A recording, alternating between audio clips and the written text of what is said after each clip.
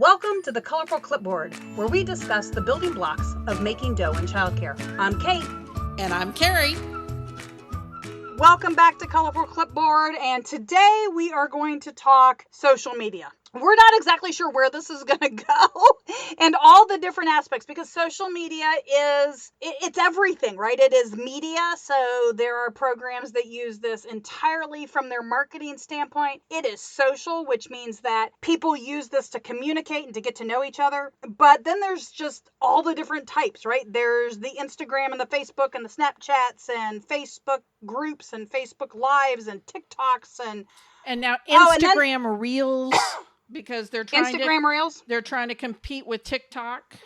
And then there's just the other social media and business related chat rooms. So there's Discord that has different channels, and then there's Slack that has different channels. One has a tendency to be more business oriented. The other one people seem to use in a more social, or they're younger businesses because people are already on Discord. So I guess my best first feedback on this. You left out LinkedIn. Oh yes, LinkedIn.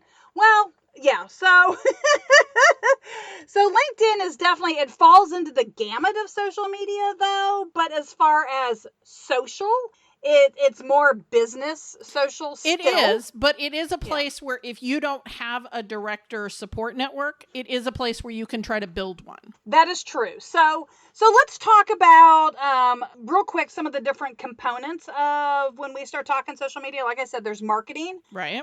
There's hiring, there's understanding your staff and parents. So what do your staff have and use? And then what do your parents have and use? And then there's parent communication. Oh yeah. So could you consider like Hi Mama and those apps, or Kangaroo Time? Are those social media? See, I wouldn't view them that way. I would view them as business tools. But they can be social because the parents can respond back on some of them. Yeah. I mean, I guess it can. I mean, there are programs who are using more traditional social media also in that way. So there are people who are using private Facebook groups that way, right? And so I have to say, or secret Facebook groups. I have to say, from a time management perspective, having secret Facebook groups seems a lot better from a time management perspective than having your teachers have to send specific notes to every single parent in every single classroom. I understand the marketing perspective behind the Hi Mamas and the Kangaroo Time, but it seems like a huge time suck to me. What do you think about that?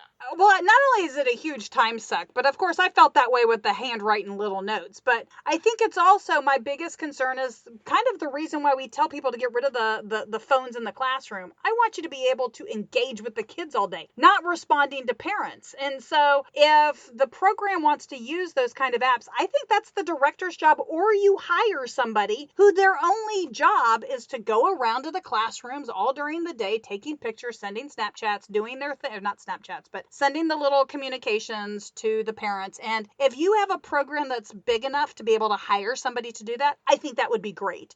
Or people take turns, like everybody's got their hour where they go and do this. I just think that it can be just a huge burden for teachers who want to be able to engage with their kids. That's what you've hired them for. And now we're going, and when they're napping or in your spare time or when you get a chance, you also need to go do this. Yeah. So I like the secret Facebook groups. Again, be aware, I am a Generation X and we're who Facebook is now for. But that's, group communication, even if you're using the Hi Mamas or Kangaroo Time or whatever, doing more of the group communication where you take a picture of the kids and send that off, as opposed to trying to get individual shots of each child every day. Not quality care. Not quality care. Yeah, so let's talk a little bit about, okay, so I want to you touched on LinkedIn, and so LinkedIn definitely has its place as a director. You want to be on LinkedIn as an owner, you want to be on LinkedIn. If you are trying to make sure that your program has a professional, in other words, the people who you cater to are generally more white collar professionals, then you definitely want to make sure that Or you and your staff or pink collar professionals. or pink collar. You want to make sure that, and not that blue collars don't. Let's not, I don't want to, what I'm thinking is you want to make sure that you understand who comes to your program and where your program is located. So if you are a downtown in any city, any major city, if you are a downtown childcare center and 90% of your clients are lawyers, you have a different place in social media than somebody who's in the suburbs and you've got a lot of stay-at-home moms who use your program almost like a Mother's Day out. So definitely something to kind of think about. So in addition to LinkedIn, there is Instagram. And again, I think Carrie and I will be real honest with you. This is still a new one to us. So Carrie, what is your take on who uses Instagram? When would you use it as a director? What's your... I think Instagram is much more people in their 30s and later 20s as far as a demographic. It is slightly more female users than male, as opposed to Facebook, which is very equal. So it skews a little bit more female, and businesses that are using it, and I follow some people on Instagram who are using it very well. I don't know if it's generating revenue, but they're creating stuff that is content that I'm happy to put a heart sticker on, right? So there are Montessori schools and Reggio schools, some play-based schools that are using Instagram to showcase what they're doing. So they're doing short videos of kids playing in the mud kitchen, that kind of thing. Okay, so let's think this through real quick, because I want to, before we get too more into the other topics, I just want to make sure that we go here. So you need to make sure as a director that you've got all your media releases and that all your Yes. parents are clear. You want to make sure that you have social media policies that are very clear as far as what staff can and cannot do on social media. In other words, do you have a rule against friending your parents? Do you really want your peers, your boss, and your parents to know what you do on the weekend? So really think that through, and talk to your staff about the importance of that. Have staff sign a social media policy when you hire them. Yeah, and what can they take pictures of the children? If so, can they take pictures of the children's faces? Can those images be shared on their social media? That needs to be part of your social media policy. Well, yes, and their personal social media versus maybe the work social media. So definitely look at those things. And then lastly, you want to think about the social media demographics and doing a regular social media survey with your parents and staff. So the staff, it's important. So if you need to hire new staff, right, you want to know where the staff that you like are on as far as social media, right? So if you had great success hiring awesome staff on Instagram, well, you want to know that so that, again, your posts are things on Instagram that would get people to possibly want to follow you, to possibly go to work for you. Right. If you are marketing and you're trying to find clients, you need to know where they are. So again, your Instagram is going to have a different feel if it's how you're marketing to find your clients. So if Carrie's telling me that Instagram right now is kind of that late 20s, early 30s. I mean, I know a fair amount of teenagers that are still using Instagram. So there still are, but I would say there's more, because they're now sort of moving over to TikTok. They moved over to Snapchat, and then they moved over to TikTok. Yes, but I'm going to be honest with you. I think TikTok is a COVID experiment. I mean, I'll be curious to see where TikTok goes once people are able to not be spending 8 hours a day in front of technology. I don't know. I think TikTok is a revival of Vine. Yeah, but even Vine didn't. I mean, Vine was a thing for what, 4 or 5 years? So it's the same kind of content. They Right. just think that it's new because they don't remember. Well, and that's why I said I will be curious to see how long and in what way TikTok looks like in 2 years. Yeah. Because right now, I think that TikTok, if you really look at TikTok, I mean, if you look at the users of TikTok in the last 7 months, it's been insane. Yeah. And that is entirely COVID. So, Yeah, it's let's... mamas being challenged by their daughters, because I'm a mama who was challenged by her daughter to, learn a TikTok dance. And I was like, well, I'll learn the dance, but do you have a TikTok account? And she said, well, I don't post on TikTok. And I'm like, okay, well, I'll learn the dance, but I don't, Anyway, I think there are mamas who are posting on TikTok after their kids challenged them. Yeah, I think I'm not saying there's not a role, and I know that there's even some childcare centers. I know there's a lot of other industries that are using TikTok effectively to market. So fitness professionals, dance teachers, any sort of teacher, anybody who does public speaking. Again, those are some industries that I've seen do this really, really well. Just like Instagram. I remember when Instagram started and it was like restaurants, right? Everybody and their brother was taking pictures of their food. And yeah, I swear I gained 10 pounds just looking at Instagram when it first started. So these are all questions. Again, none of these are bad. They're all things for you to think of when you're developing your social media plan. So, and real quick, let's talk. Okay. I was just going to say, figure out what you're wanting to do with social media. Don't just become a consumer.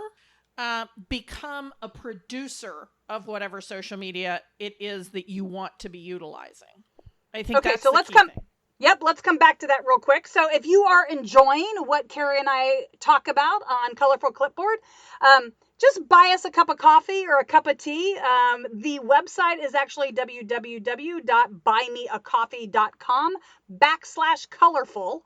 And if you want to stay abreast or get new information or things that are exclusive, feel free to get a membership, either monthly or yearly, and you're going to get exclusive resources and mini episodes that are just for you. And we would love to have your support. Okay, so back to today's episode where we were talking specifically about social media. One of the things that Carrie talked about right before the mid-roll was consuming versus producing. Carrie, help me understand as a director what that means and what the different types might be. Okay, so I'm going to pull out another social media that we haven't talked about at all because I think people can definitely get the difference here. Pinterest. Pinterest is a social media that every one of your teachers probably consumes, right? They are consumers. They go into the Pinterest black hole, right? They're like, I just need to get a coloring sheet. And 45 minutes later, they come away from the computer with this glazed look. Like they look like they came out of the Clockwork Orange, right? Are you outing yourself in that one, Karen? I'm not saying anything. More of a talent. So that's being a consumer of Pinterest. If, on the other hand, you were somebody who, when you have set up an invitation to learning or a learning center, and you take a picture of that learning center, like you've set up dramatic play as a campground, and you take pictures of it and then you post it to Pinterest, then you are a producer of the media. So let's stay right there on that example. If you're a child care center, how would being a producer help you from a business standpoint? It depends on the social media platform. So on Pinterest, I'm asking about specific. Yeah, okay, Pinterest. So on Pinterest, it is actually a recruitment tool for both parents and employees. Okay, but what would you post? So if you're posting that picture of an interesting dramatic play area. So what you probably would have done is written a blog post. So, and that blog post can be 50 words. It does not have to be 400. So you have to have so now you're telling me I have to have a blog. I'm telling you how to be a producer of this content and have it make you money. Now, the blog can be just a page on your website. It does not have to be big and involved. It can even be a post that you make on Facebook and then you share it to Pinterest, or a post you make on Instagram and then you share it to Pinterest. It doesn't have to be a dedicated blog. Okay, so and so the somewhere blog you're writing down, this week we're studying forests. So our dramatic play center is set up as a campground because that's something people do in the forest. Okay. And then you just explain a little bit about what you did and you throw it up on Pinterest, and there will be parents who are like, that is so cool. Why does my center never do anything but a kitchen? Okay. All right. And there are teachers who are like, I want to be at the center that supports me in doing that. Great. That's exactly what I was hoping we'd be able to help with our directors with. So if they're using Instagram, so I think I already mentioned that you would use Instagram 2 different ways, and you kind of need to think that through as you're using it. So you have it as either basically appealing to people who might come to work for you or appealing to parents. And I will tell you one of my biggest pet peeves right now. So everybody who's listening, understand the worst thing you can do from a social media marketing standpoint is have Instagram talk to your Facebook and automatically share. Yep. That's not helpful. Those are 2 different populations. And if you aren't sure, go do your own social media analytics. Go pull up the numbers, because I've been working with a group, and the post that is their least interactive post on Instagram is always their most interactive post on Facebook. And it's the exact same post. And it's because of the demographics of who's on and when they're on and what they're doing on that page. Yep. So the other thing to think about with all of the social media are the stories, the groups. So you have Facebook groups, you've got Facebook stories, you've got Instagram stories, you've got all of this. And as a director, it's very easy to get overwhelmed. And so I would say my suggestion would be to pick one. Absolutely. And get to know it well. That's what I was agree, Carrie? Say. Yeah. Yeah. Pick okay. one, and if what you're needing, which I would say, there's 2 things that centers always need, right? You need good employees and you need new clients. So which one are you going to be working on? Don't try to work on both of them at the same time when you're starting out. Pick one thing. If you're needing to hire, then what social media platform are the people you want to hire on? And what are the things that they would find interesting and fun about your business?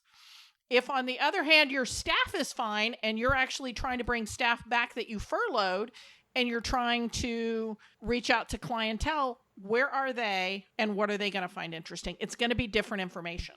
Absolutely. But what if you are so overwhelmed by this concept and you don't even know where to start? Do I hire a firm? Do I do it myself? Do I read a book? Do I take a class? Is there somebody else on staff who can do this? Because I just don't want to do it. All of those are possible. And I think if you get into the point where you're running Facebook ads or Instagram ads, please read some articles or take a class or hire somebody who does this for a living, because it is really easy to spend $1,000 accidentally and get no result. The other thing that I think the other thing that's real important is to find out, to look at your staff's social media. See if you have some staff who seem to be doing really cool stuff. Maybe even look at other childcare centers and see what they're posting. Again, it's research. You would do this if you were doing a marketing plan. And this is part of your marketing plan. And absolutely. And find out. So part of the reason why I'm saying, to pay attention, to take a class, to read a book, is that it changes. 5 years ago, when I first started doing Facebook ads, I knew exactly how to get eyeballs on my ads and get them to convert. It is a totally different story today than it was 5 years ago. Now you want there to be a video element of it. There wasn't even one available 5 years ago, right? So video ads are doing better on Facebook. They're doing better on Instagram. On Instagram, the ads with animation.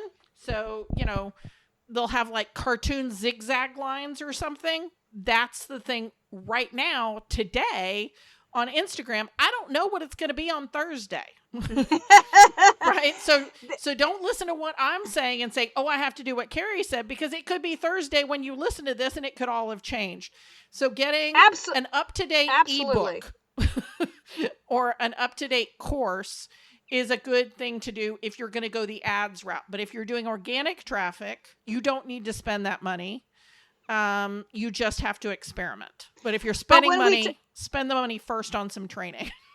Yeah. So when we start talking about organic traffic, a couple of things I want to just touch on is, in addition to having a business page, you might have a parent group, you might have an employee group, but you also need to be part of groups that make sense because they're who you're hiring for. So the neighborhood association, the school PTO, the local group that supports, animals or whatever, because you've noticed that everybody on there seems to have kids. And again, not all content has to be original. That is the beautiful thing about social media, is that you can share content, but you need to be aware of what you're sharing. Who is it from?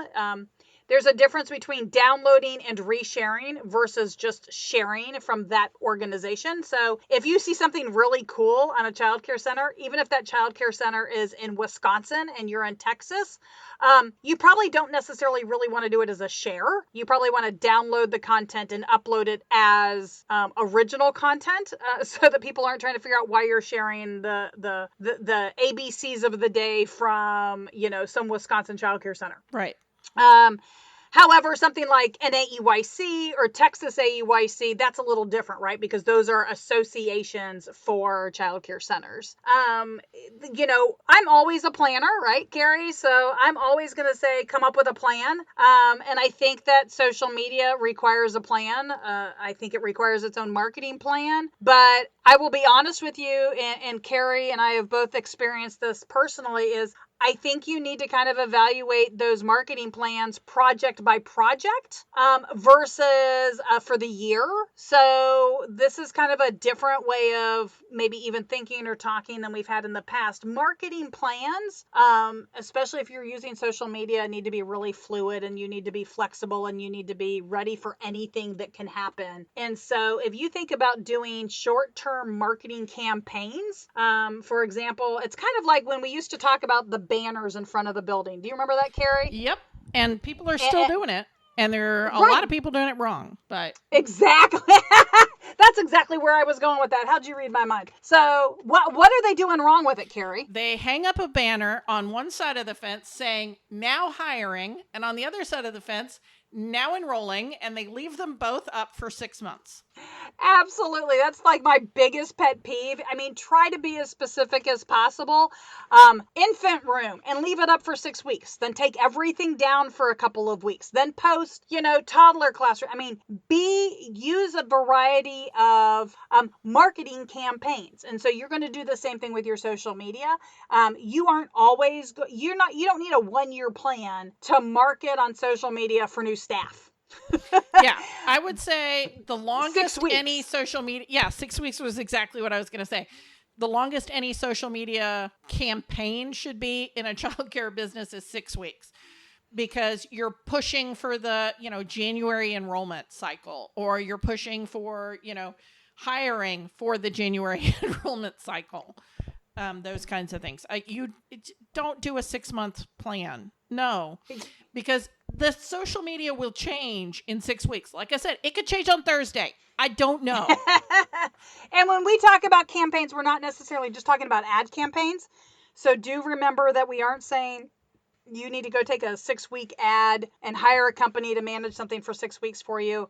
Because that 6 weeks will include you creating your content, thinking through what the goal or the outcome is that you want, and taking some time to kind of reflect at the end of at least 4 weeks on how successful were you. Yeah, and it could be that, for 6 weeks, I'm really going to highlight our interesting dramatic play activities, because I know that the other 3 centers near me have really lame dramatic play, and we have awesome dramatic play. Absolutely. So definitely, like any other marketing, and if you haven't listened to any of our marketing podcasts, go do that. But it's always important to know what your goal is out of your marketing. What do you want to see happen? And to know what other people in your community, your direct competition are doing. And goals have to be measurable. I want more eyeballs on my program. That's not a goal, that's a wish. That's malarkey. Yeah, so do you want, if your goal is to enroll 5 new families in the toddler classroom, that's a goal. By now give a it date. a deadline. Yeah. Yes. So now you've said, okay, so by November 15th, I want to do 10 tours of my program. Because that is something you have control over, right? You don't necessarily have as much control over of those 10 turning into 5 families or 3 families. But you can definitely control how many tours you do. So you may need to be think about it on a bigger scale. It might be how many clicks, how many views that you want are your goals. How many phone calls do you get? Those are all things you should track. But if the goal is to get butts in the seat, then you may need to think about. You could say the ultimate is butts in the seats, but make sure that you then understand how many tours does that take, how many phone calls does that take. How many posts and clicks does that take to get there? And if you don't know all of that, you might go back to your Texas Director course and read through and have some engagement and go watch the videos on the marketing. Go listen to some of our marketing podcasts because we've talked about that before. So I don't know if it's something we need to talk about here, right. But And again, think about managing your time with this. I think the only thing we haven't really touched on at all is the fact that there are tools that allow you to sit down for an hour and create a month's worth of content. So Carrie, so speaking of that, give me your top 3 tools and then I'll share my 1 or 2 if you didn't cover them. So my favorite one is Hootsuite. I love Hootsuite because it interacts with all of the platforms from LinkedIn to Pinterest to Instagram. The Instagram interface is a little wonky because you have to have it on your phone. You have to have Hootsuite on your phone and Instagram on your phone because you can't post to Instagram except on your phone. But it has all of them. If you're using Facebook, it is very easy on a Facebook page to schedule your posts out. So you can have, and that costs you no money at all. So you can go in to Facebook on your page and schedule all of your posts for the month. And that's what we did for a long time in Texas Director. Kate and I would just go in and we would schedule everything for the month. And then we were done. Hootsuite allows us to recycle stuff from previous months without having to think about it really hard. And then teenagers would be my third.